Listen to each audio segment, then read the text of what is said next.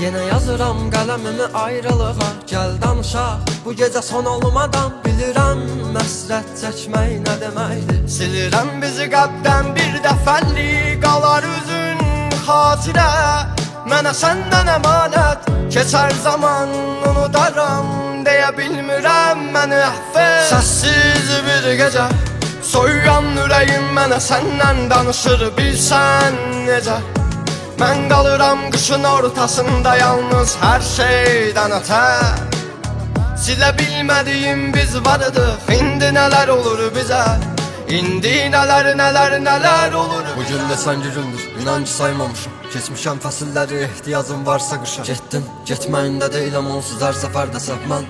Bəs indi qayıtmağın düzgələrimi söylə. İllər keçib aradan, peşman olma, tək sənə qalacaq. Bağışlamaz bizi bu zaman. Necə ömrümü badə vermişəm o adama. Kimlər günahkar, kimlər əsrət dolu yaşayar səssizcə.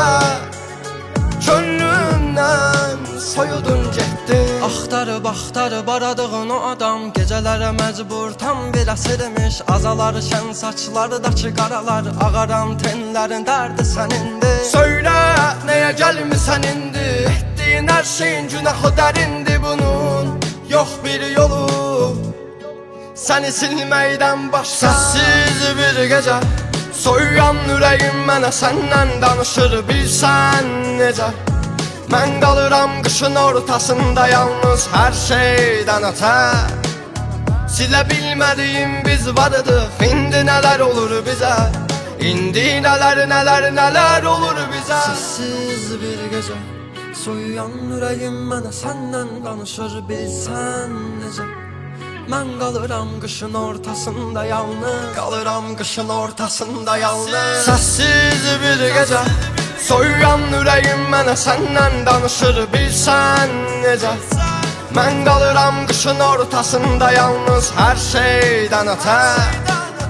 Silə bilmədiyim biz varıdıq. İndi nələr olur bizə. İndi nələr olur bizə.